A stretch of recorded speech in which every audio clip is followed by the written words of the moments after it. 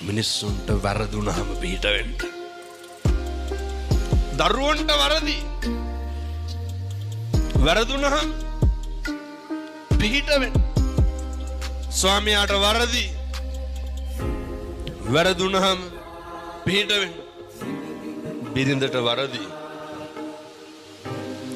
වැරදුනහම පිට වෙන්න.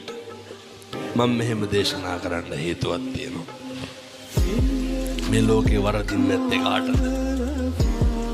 මේ ලෝකේ අතපසුබීම් වෙන්නේ නැත්තේ කාටද? මේ ලෝකේ බැරි වෙන්නේ නැත්තේ කාටද? මේ ලෝකේ රැවටෙන්නේ නැත්තේ කවුද? හැම කෙනෙක්ම රැවටෙනවා. හැම කෙනෙක්ම අහුවෙනවා. හැම කෙනෙකුටම වරදිනවා. මිනිස්සු අපහසුතාවයට පත් වෙන්නේ වැරදුනහම, රැවටුනහම, මිනිස්සුන්ට ප්‍රශ්න වුණාම. ඒ වගේ වෙලාවට ඕන සනසෙන්න පින්නතුනි.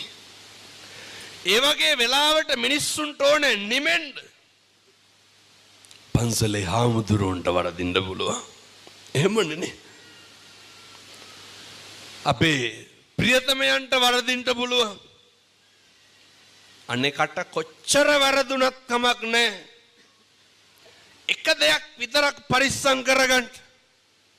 අපේ තියෙන සත්පුරුෂකම තියාගන්න. අපේ තියෙන කල්යාණ මිත්‍රත්වයේ තියාගන්න. ඔයත් ඔය පුරුදු කරන නඩත්තු කරන ඔය බෝධිසත්ව ගුණයන් ටික ඉතුරු කරගන්න. මොකද අපිට ඉතුරු වෙන්නේ මොකද්ද? ඔච්චර